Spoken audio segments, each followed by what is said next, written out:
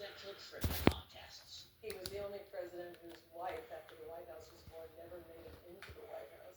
Poor Mrs. Harrison was still packing back in Ohio when he died.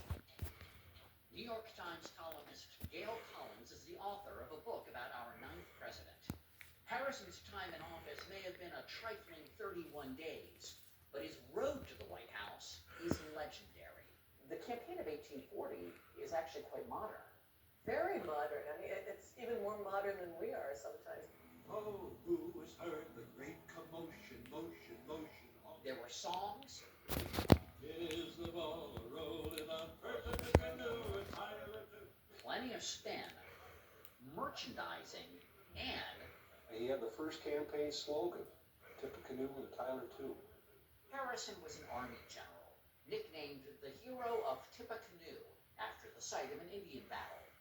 But Collins points out, all of his victories involved him having way, way, way more people than the other side. A mere technicality. Harrison was likable and had no strong political beliefs, a perfect candidate for the newly formed Whigs.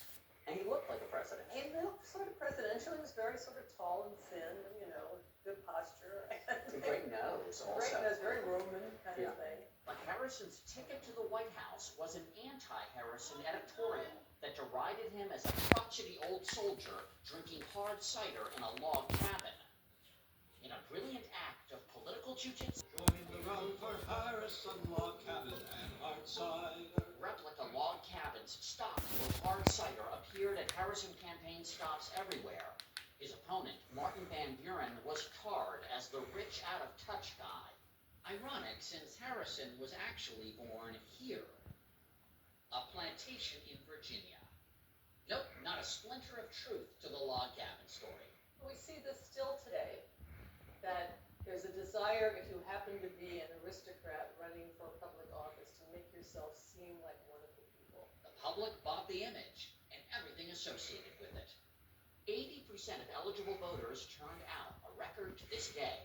At a time when life expectancy was just 39 and a half years old, William Henry Harrison was sworn in at age 68. He lived 110 Yeah, years. something amazing. And he was very hale and hearty. And to prove it, William Harrison delivered a 2-hour speech on his inauguration day, in the rain, without an overcoat. He dropped dead 31 days later.